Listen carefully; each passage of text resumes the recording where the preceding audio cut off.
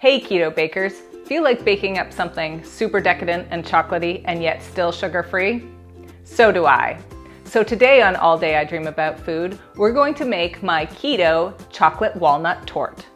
Now, I love walnuts, but if you would prefer to use pecans or hazelnuts or even almonds, you can in this recipe. But you're gonna want to get out the big guns, you wanna get out your food processor, and we're going to add 5 ounces of walnuts. And we're going to grind them until they're finely ground. You really want them to be like walnut flour in this case. Once you've got your walnuts finely ground, you're going to add your sweetener. Now I have 3/4 cup of granulated swerve here. You can use any granulated sweetener you like. And 1/4 cup of cocoa powder, 1/2 teaspoon of baking powder, and about 1/4 teaspoon of salt. And you want to process that again just a few more times, pulse it till it's well combined.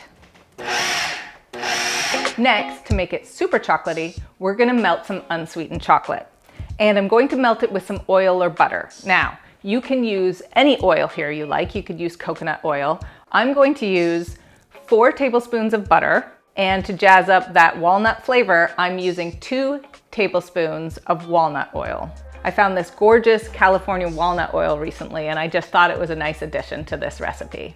You want to make sure your saucepan is only over low heat, particularly before you add the chocolate. So I have 3 ounces of chopped unsweetened chocolate here, and we'll just add it to the pot. And you just want to stir them together until the chocolate is completely melted. Stay nearby because you do not want that chocolate to seize. And the minute it's all melted, get it right off the heat. Now you just want to make sure you want to test your chocolate and make sure it's not too hot because you're going to be adding some eggs. So add your eggs one at a time and whisk them in after each addition. Oh, I'm not doing that very well. I just got a little shell in there. Dang it. Come here. We'll try to get the rest of the eggs in without the shells.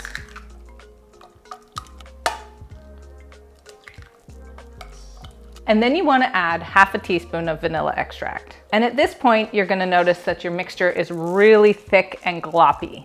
And that's okay. We're going to thin it out and make it nice and smooth again. So to smooth out your chocolate mixture, you're actually going to add some additional liquid.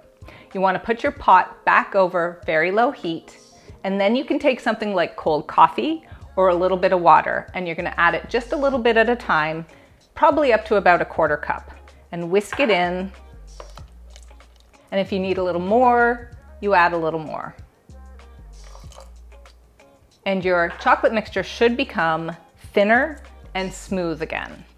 And this is looking just right. You can see right here. And once you've got it to that point, take it off the heat again.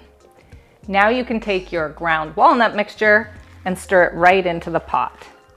Ooh! And not spill it all over your counter. And you want to stir in all those dry ingredients until you have a nice batter. Oh, that's looking great right now. Now we're going to take a 9-inch round baking pan, and you want to grease it and line it with parchment paper. And we're going to pour our batter right in there. Now our chocolate walnut torte is ready for the oven. It goes in at 325 for about 30 minutes. You want the edges to be set, but you want the center to still look a little wet so that you don't overbake it. Okay, I have taken our chocolate walnut torte out of the oven. You can see here it is nice and set, and it's been cooling for a little bit on my stove. But to let it cool completely, I'm gonna get it out of the pan. So I'm gonna run a sharp knife around the outside, just make sure it's loose. It already came loose, I can tell from these good pans. And we're gonna flip it out.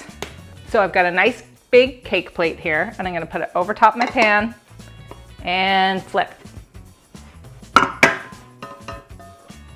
And that came out beautifully. Now you wanna take your parchment off and just let it cool completely before we put on the chocolate ganache.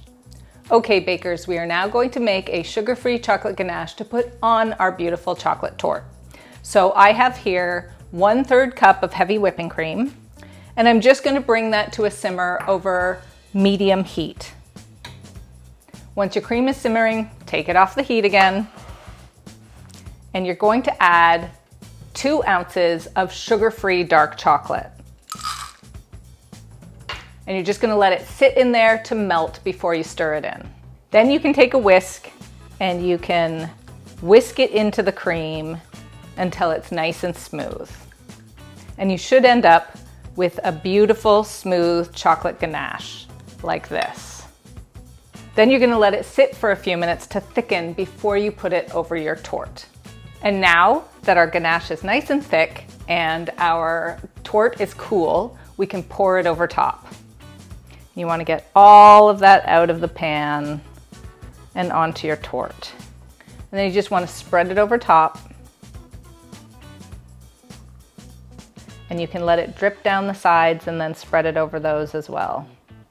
And finally, to finish our torte, we are going to take some chopped walnuts and just sprinkle them around the outside edge. You could also take walnut halves and put them at each spot.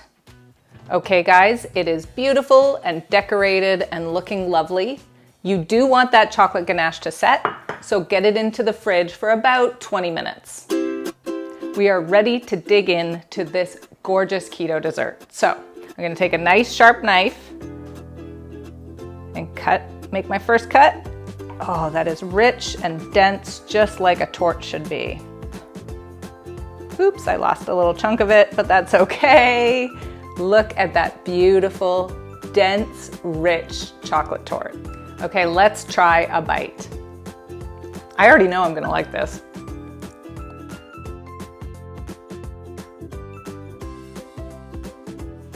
I told you I was gonna like it. If you're looking for a rich keto chocolate dessert that's elegant enough to serve to guests, this is the dessert for you. For this delicious keto dessert and so many more, please check out alldayidreamaboutfood.com.